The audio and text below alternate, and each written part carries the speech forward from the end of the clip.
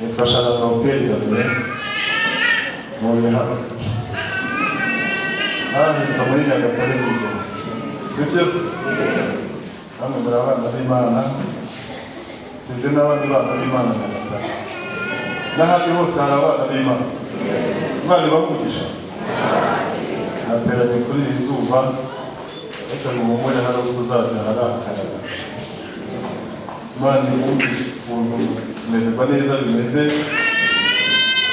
izabaha kemu uko mubaye Imana ibamugisha mu izina ryayo rero nabazaniye umushyitsi w'umusaza nzi niba mumuzi nabibwira murumva muramuzi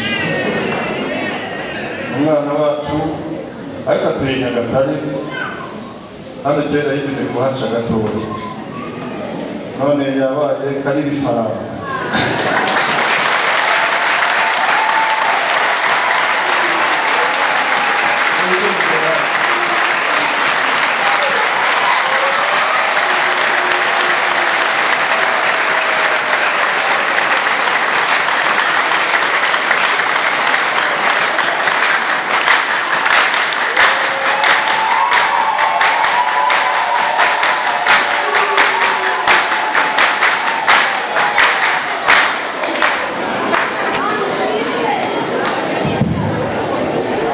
Haleluya.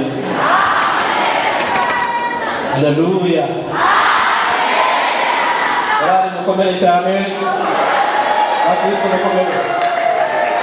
Nishimye cyane kuba nagerageje hano. Nshimiye Imana cyinzira. Ngiye kugera mu kiganiro. By'umwihariko nshimiye ubuzima bw'abasize.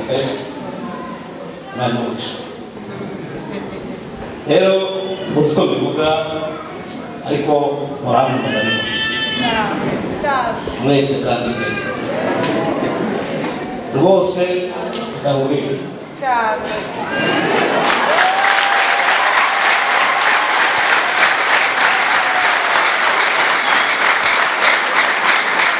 nakoze cyane namukanye nakine mu izina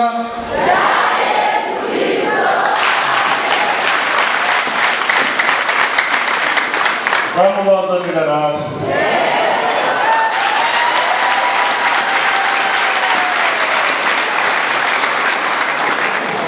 Não é a chorar.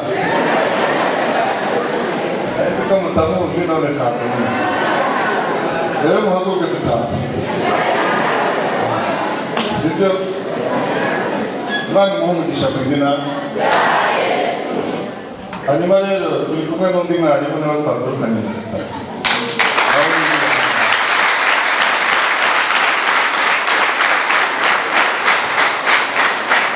Haleluya. Haleluya. Shomba kose mazina yitwa Anusanzimana Sylvain Sekretari wa Nyagatare Pastor Karifaranga ni inshuti yanjye kandi twaramutekereje cyane bishimiye numvise yuko aje hano ari kumwe na Mushumba nanjye numva ngize ishimwe mu mutima ndavuga ngo nanjye reka ndamya abakozi b'Imana uze gusubiza ubwoko bw'Imana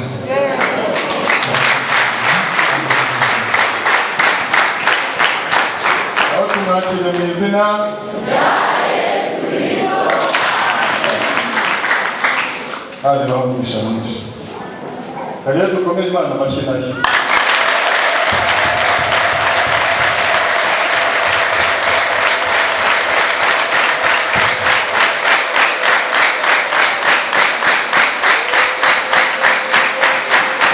Amen.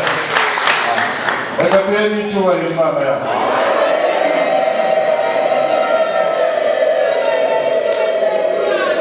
Amen. Now, shobora. Wabuke twakirane mu nzu y'Imana mu izina rya Yesu. Rimwe kabiri gatatu.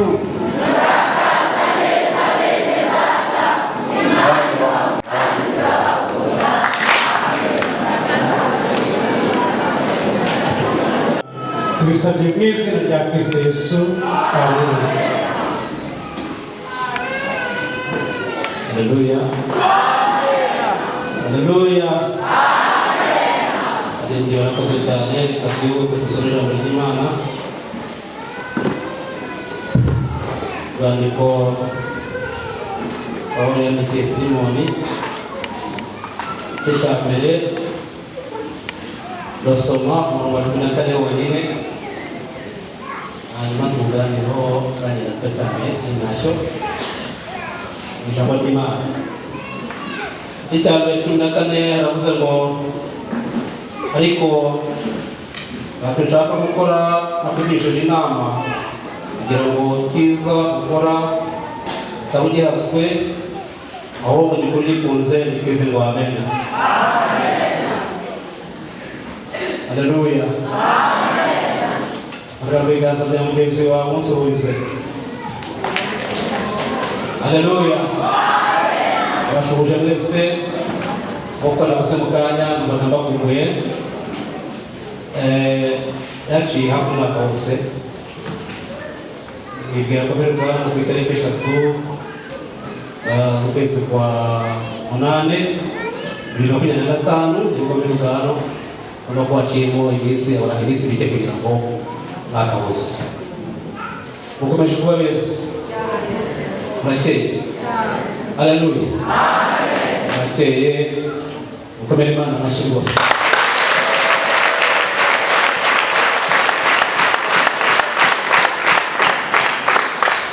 Habayeho kubiganira cyane no kubitekereza kenshi, nanjye ngomba kumenya cyane ariko kubona umwanya bikaba kibazo, ariko umwanya uzaboneka itariki ya iyi. Ntabwo natinze ahubwo umunsi wa uyu nguyu yaza kuba atari uyu nguyu mba naraje imbere yaho, ariko umunsi kubera ko uyu nguyu niwo twaziye. Rero nakomeje gukora imirimo y'Imana rwose kandi gukomereza aho ngaho Imana umugisha.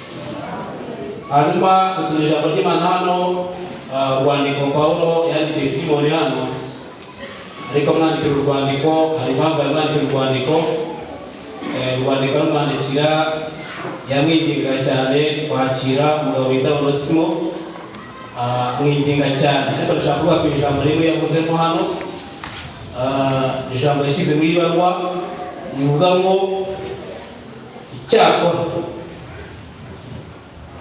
icyiza cyose uzagera gukora. Muri iyo baruwa byanditsemo uzagikora gikunze utagihaswe n'abandi. Amen. Amen. Icyiza cyose uzatekereza gukora, abakozi b'Imana bavuze muririmba neza, kubyina, kumva yaza akabyina, ugasanga nabyo ntibashobora kubyina twese, Imana kubyina ariko abantu babyina barabyumva. Amen. Amen. Icyiza cyose uzakora ugikore utagihaswe. Kuririmba bikuguhata, gusenga bikuguhata, kuko ni wowe kwikorera. Intego ni biza ntabwo uzamubaho mugenzi wawe ugakujyana. Kuririmba rero uririmbe wumva utabihaswe, aho wumva hari ingororano uzaba ugeze ku ijuru. Kuko bibaye agahato byazawuhangira agahato, byazarangira ari agahato gusa ngo tifike wabona bikize ko umutware. Ariko se nyir'umurimo naza bizagenda gute? Reka twese dukorere Imana tuzi ko nyuma y'ibi byose hari urubanza, kandi hari ibihembo tuzabona Yesu nagaruka. Haleluya. Amen. Mbifurije gukora ibyiza mudahaswe n'abantu. Bakira ijambo ry'Imana.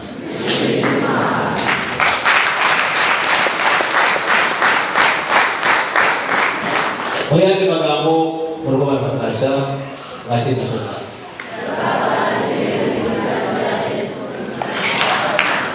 Nageze hano birumvikana ko twahereye mu gitondo mu itanuro rya mbere. Akiri rya mbere ryavugamo n'amahoro mu rya kabiri ryavaho tugire mu rya majyana.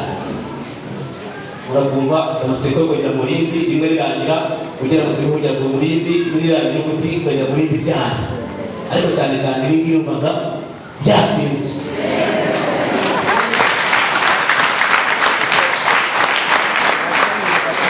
Rero bose tuzanagaruka gushobora yabivuze rwose, kandi Imana yaduha umushumba mwiza w'umukristo uyoboye paruwasi ya Nyagatare, tuba turi kumwe kenshi ariko ni umukristo rwose, kandi ntabwo ari iby'abantu bakwiye batindaho cyane, biba byigaragaza.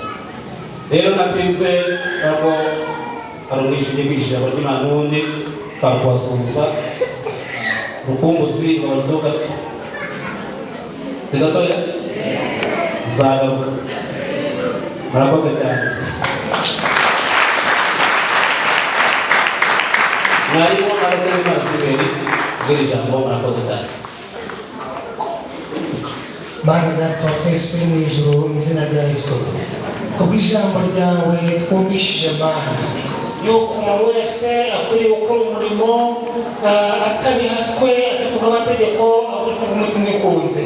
Mana nyir'ibihe, niko Mana twifuje yuko watugirira neza, Mana wakwita ku bwoko bwawe, ijambo ryawe rigacengera kandi rikaguma mu mitima y'abaryumvishije, Mana kugira ngo mu gihe nk'iki ngiki rikomeze kubabera impamba n'urwego bazuriraho bagiye mu gihugu cyo mu ijuru.